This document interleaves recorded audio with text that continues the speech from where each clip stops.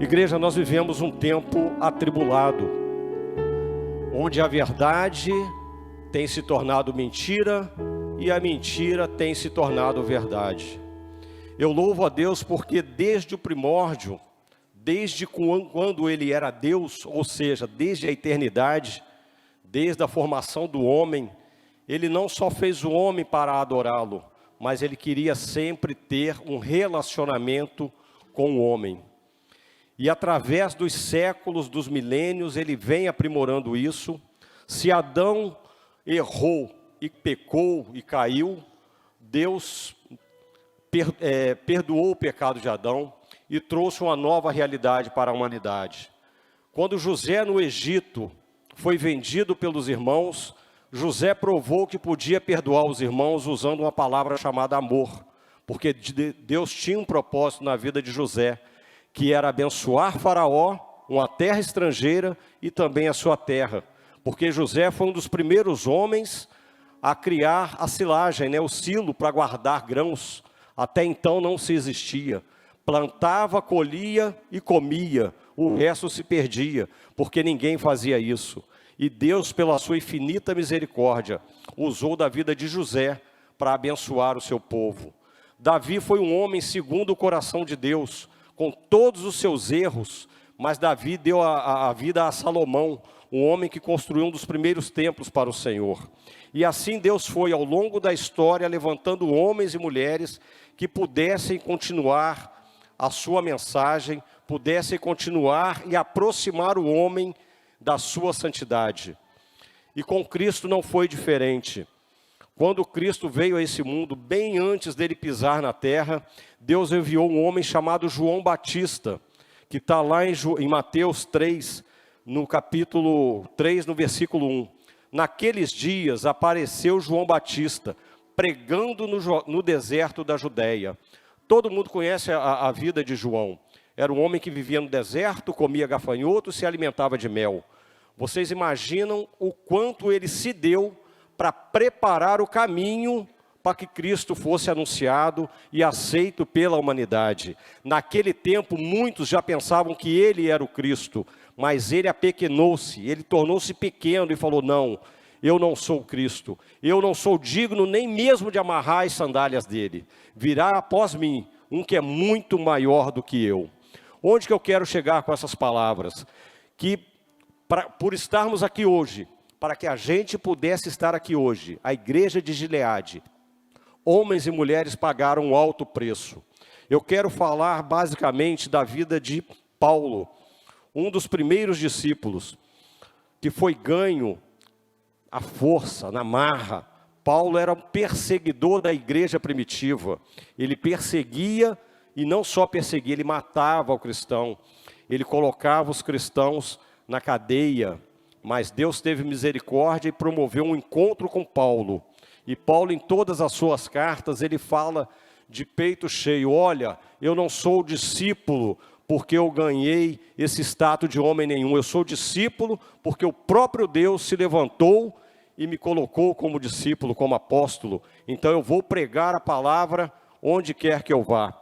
E Paulo, se vocês leem as cartas a partir de Atos dos Apóstolos, vocês verão que Paulo ele pagou um alto preço por tudo que ele fez. Porque apesar de ser no tempo, na igreja primitiva, quando não havia ainda ninguém que falasse de Cristo, ele deu a cara à tapa. Ele teve um amor, uma paixão tão grande pelo Evangelho, que ele foi preso, ele foi açoitado, ele foi maltratado, mas ele não deixou de fazer aquilo para o qual ele foi chamado, que era pregar a palavra. Então, graças a homens e mulheres como Paulo, nós estamos aqui hoje. E a minha pergunta é: será que o Evangelho vai morrer em nós, nos dias de hoje? Como está o nosso coração para passar o Evangelho para frente?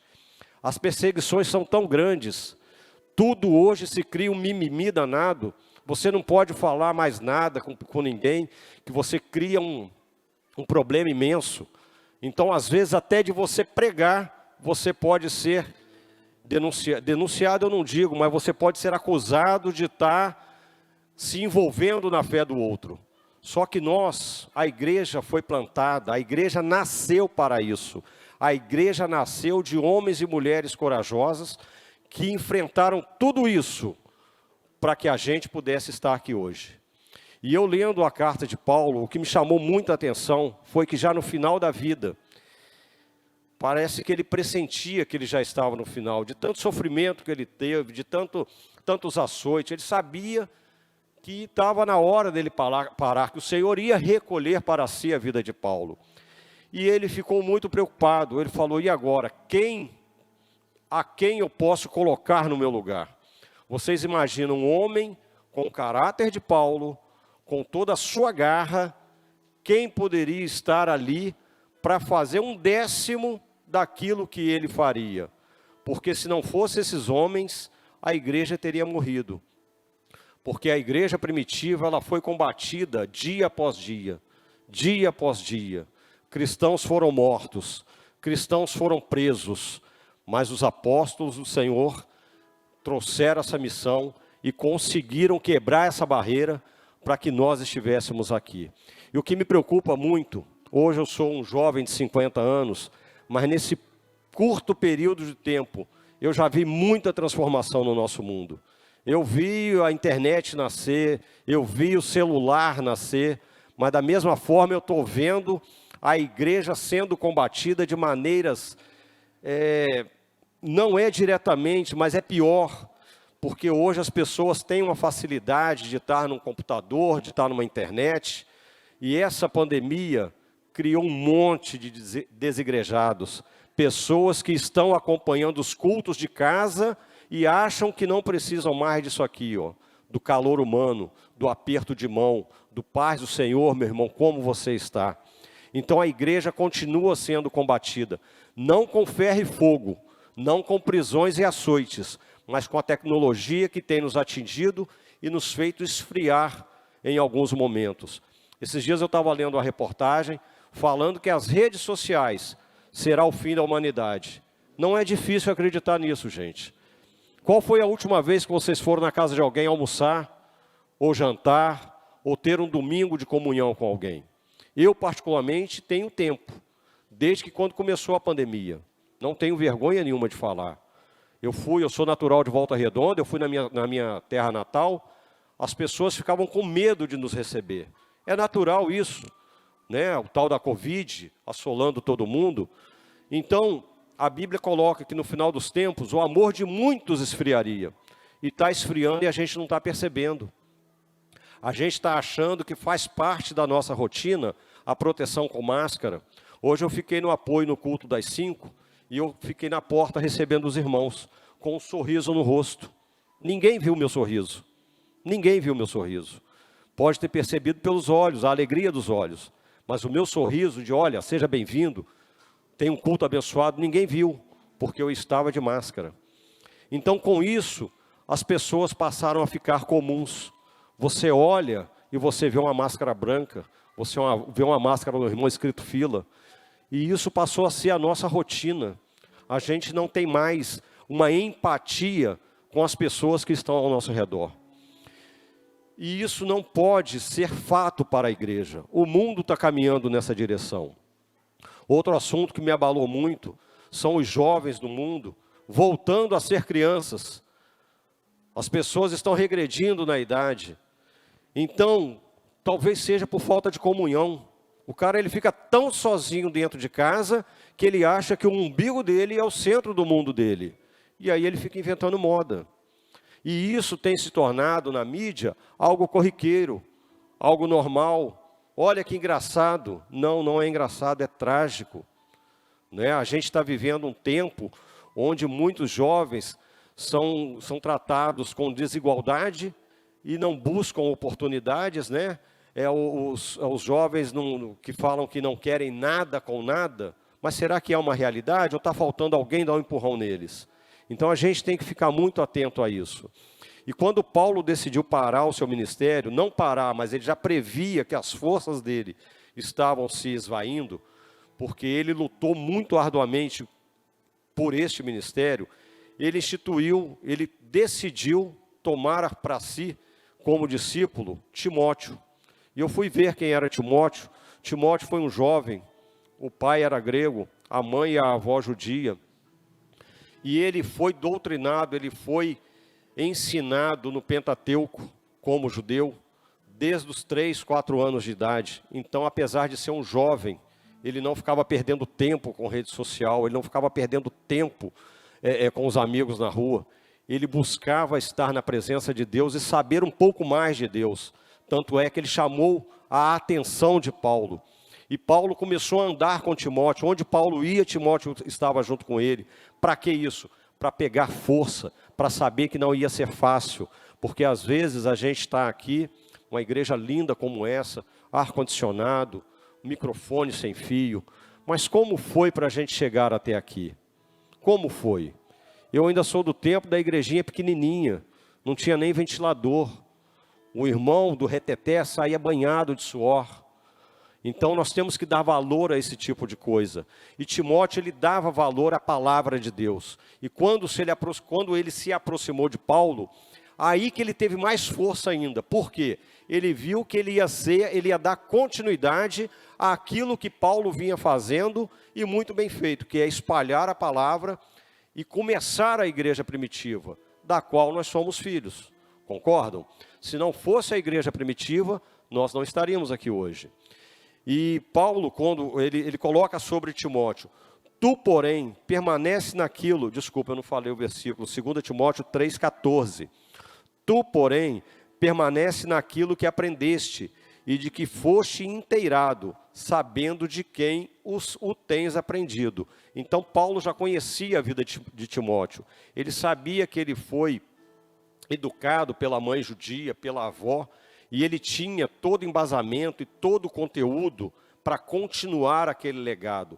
Porque, gente, Paulo, quando ele se converteu, foi a ferro e fogo. Paulo ficou cego. E Jesus falou com ele, olha, né, ele perguntou, quem fala comigo? Sou eu, Jesus, a quem você persegue. Então, naquele momento, ele criou um amor tão grande pelo Evangelho, porque foi algo sobrenatural. Ele não foi convertido de uma palavra de um outro apóstolo, ele foi convertido com a palavra do próprio Cristo. E hoje a igreja, quem prega, quem fala, é a voz do próprio Cristo, porque a mensagem vem dele. O homem, ele não deve falar aquilo que ele pensa, porque quando nós pensamos, o coração do homem é terra que ninguém pisa. A gente engana, a gente fala coisas que não deve. Em outro trecho, Paulo adverte Timóteo, isso aqui me chamou muita atenção, porque apesar da epístola de Paulo ter sido escrita há mais de 2000 anos, é algo muito atual. Ou seja, em todo o tempo, Deus já sabia o que ele ia passar, e o que a igreja de Gileade ia passar em 2021. Porque para a igreja sobreviver, para a igreja vencer os percalços que vinham pelo caminho, Deus estava sempre mostrando aquilo que o homem precisava saber. E ele deixa para Timóteo, em 2 Timóteo 4, no versículo 1, conjuro-te, pois, diante de Deus e de Jesus, do Senhor Jesus Cristo, que há de julgar os vivos e os mortos, na sua vinda e no seu reino, que pregues a palavras, instes a tempo e fora de tempo, redarguas, repreendas, exorte com toda a longanimidade e doutrina, porque virá tempo em que não sofrerão a sã doutrina, mas tendo comichão no ouvido, amontoarão para si doutores, conforme as suas próprias concupiscências. Igreja, o que temos visto por aí? Cada dia surge uma igreja diferente para atender um público diferente. Será que Deus, ele se molda ao homem? Será que Deus, ele é espírito e ele se molda a essa cadeira? Será que Deus, ele em espírito, ele se molda à minha vontade? Eu creio que não. Ele é o mesmo ontem, hoje e eternamente. Nós não podemos dar legalidade para aquilo que achamos que não é mais pecado. A gente não pode dar legalidade para aquilo que era pecado ontem. Ah, não, mas hoje o mundo mudou, hoje é diferente. Deus ama o pecador, mas ele abomina o pecado. O pecado é o mesmo. Ele ama o pecador, pelo qual nós temos que lutar, nós temos que orar, mas nós não podemos aceitar no seio da igreja ele como está. Ele pode vir como está, mas não ficar. O Espírito Santo precisa ter liberdade para trabalhar na vida dele e mudar a vida dele. Então é isso que Paulo coloca aqui. Porque virá tempo em que não sofrerão a sã doutrina, mas tendo comichão nos ouvidos, amontoarão para si doutores, conforme as suas próprias concupiscências, e desviarão os ouvidos da verdade, voltando-se a fábulas. Gente, Paulo escreveu isso, parece que eu vejo ele aqui, ó, no gabinete, escrevendo o próprio punho, uma palavra dessa. Parece que é para hoje, 2021, parece que é agora. O que a gente tem visto de homens buscando em toda parte alguma coisa que satisfaça o seu ego, o seu coração, mas não é assim. Deus, ele é aqui, ele é o prumo. Nós é que temos que nos aproximar dele. Nós não podemos nos afastar de Deus e achar que ele literalmente vai atrás da gente. Ele é o prumo, ele está aqui, ó. Ele está centrado. Nós é que, na nossa humildade, temos que buscar a presença do Senhor. E essa palavra me chamou muita atenção. Eu falei, meu Deus, essa palavra foi escrita há tanto tempo, e a gente vive isso hoje. E a gente tem vivido não só na religião, não só dentro da igreja, mas a gente tem vivido em outras áreas também. A política está um horror, com homens fazendo do bem público aquilo que ele acha que é dele. E essa palavra me trouxe ao coração essa realidade. Nós, como igreja, não podemos nos moldar às vontades desse mundo. Não é porque a manada está indo, né, o termo de muitas pessoas estarem indo no caminho, que aquele caminho é o certo. Eu não posso assinar embaixo algo que comprometa a minha fé. Porque se era pecado ontem, continua sendo pecado hoje. E o que tem acontecido é que eles têm nos forçado a aceitar o pecado, falando que vão nos prender, jogar em cadeias. A questão, né, que a gente vê hoje na mídia é essa. Não se pode mais destratar, não é nem destratar, mas é falar qualquer coisa com uma pessoa que deixe ela envergonhada. Isso pode ser um processo contra a gente. Então eu costumo brincar com a minha esposa, eu volto a repetir, eu estou com 50 anos, mas hoje está muito chato viver. Hoje não se pode mais brincar com ninguém, hoje não se pode mais chamar um colega por qualquer apelido. Tudo é mimimi, tudo é feio, tudo é isso, tudo é aquilo, e isso vem entrando na igreja. A igreja não pode pregar sobre determinado assunto, a igreja não pode falar sobre determinado assunto. Gente, aqui é o lugar onde quem está precisando chega. Todo aquele cara que está arrebentado, aquela pessoa que está cansada, que está sofrendo, aqui é o ponto final dela. Se ela chegar aqui e aqui foi igual lá fora, ela vai fazer o que aqui? O que ela veio fazer na igreja se ela chegou aqui e está igual lá fora? A igreja não pode se permitir a isso. A igreja não pode se permitir dobrar às vontades da maioria. Ela tem que ficar firme naquilo que é certo, firme naquilo que está dentro da palavra de Deus. E o que é certo? É o que está aqui. Maurício, o que é errado? Está fora. Se está fora da palavra, se a Bíblia, que é o nosso livro de conduta e fé, se ela não afirma, não confirma, meu irmão, está fora, não entra que é furada. Não entra que é furada. Você tem que ter esse livro aqui, ó. Você tem que crer nesse livro. O que ele fala, Deus falou com os profetas no passado, não mudou nada. A Bíblia é o livro mais vendido de todos os anos. O homem, ele encontra aqui, ó, a saciedade daquilo que ele precisa. Ele mata a fome aqui, ó. Ele mata a sede aqui, ó. E está chegando tempos onde fala lá em Apocalipse, as pedras clamarão. As pedras é o mundo. O mundo está sedento de Deus, só que ainda o busca em lugares errados. Só que ainda o busca em lugares que faz de conta que apresenta um Deus verdadeiro. Mas o final é morte, porque a Bíblia fala que ao ímpio todo caminho parece bom, mas o final é morte. Então que a nossa oração, igreja, que o nosso desejo seja que o Senhor abra os olhos da humanidade porque o príncipe, o Deus desse mundo, tem cegado muitas pessoas, mas está chegando a hora que aqueles verdadeiros adoradores o adorarão em espírito e em verdade, porque Deus se faz presente na igreja. Eu estou aqui desde o culto das 5 horas. Gente, eu estou arrepiado, eu nunca senti isso. Eu estava preocupado porque vocês nunca me viram com o microfone na mão. A não ser uma vez que eu preguei aqui sobre a oferta. Para mim não é fácil, porque isso aqui é uma responsabilidade muito grande. Você falar aquilo que Deus tem para pessoas distintas é muito difícil. Só Deus sabe o que o seu coração está precisando. Só Ele pode trazer a sua necessidade da minha boca. Eu não sei o que você precisa, mas aqui é onde você vai encontrar. Eu não sei a dor que você está passando, mas é aqui que vai ser curado. Eu não sei o milagre que você precisa, mas é aqui que ele vai nascer, vai brotar e vai plantar no seu coração. Isso eu tenho certeza. Isso eu tenho certeza. Eu estou com 50 anos. Hoje as minhas orações é só agradecimento. Por que é só agradecimento, Maurício? Porque eu já recebi tudo que eu vinha pedindo desde os meus 16 anos de idade. Você sabe o que é tudo, irmão? É tudo. Então hoje eu só agradeço. Senhor, obrigado, obrigado, obrigado, obrigado, obrigado. Maurício, você não tem mais nada a pedir? Irmãos, posso até ter, mas é tão pequeno. Mas eu sei que o Senhor, Ele cuida de mim. Ele sabe o que eu vou querer antes que eu queira. Está entendendo? Ele sabe da minha necessidade antes que eu a tenha. Para vocês terem ideia, eu fui mandado embora da mesma empresa 3 vezes na pandemia. Quem já viu isso? Mas o engraçado era assim, o patrão me mandava embora. Não, mas eu não posso te mandar embora, rapaz. Ó, você vai fazer isso assim. Aí eu ia. Aí daí a pouco, ó Maurício, essa área aí também não está dando certo não, que eu vou ter que fechar essa área. Você aceita ir para tal lugar? Aceito.